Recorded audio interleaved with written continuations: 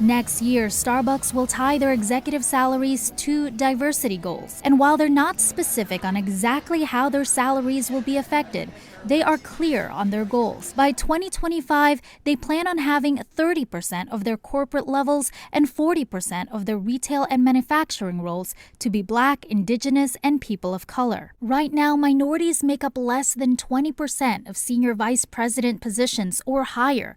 Compare that to the U.S. population.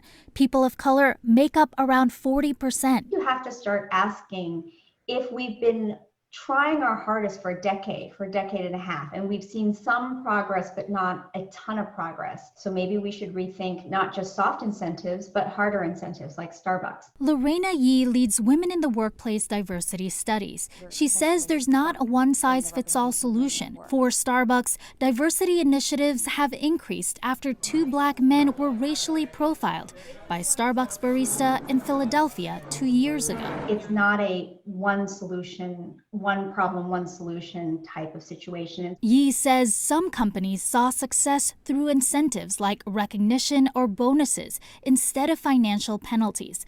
Starbucks' push for diversity may make other companies rethink their approach to diversity. Some of the questions universally companies should be asking is, might I want to look harder at incentives? Might I want to look harder at transparency? Are my goals ambitious enough?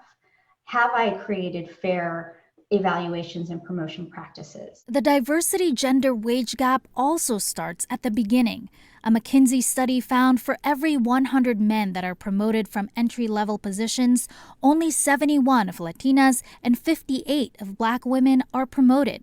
And he says the coronavirus is adding extra pressure for women to leave the workplace. This idea that we could have a gender recession in front of us is really alarming. Kat Sandoval, Newsy, Chicago.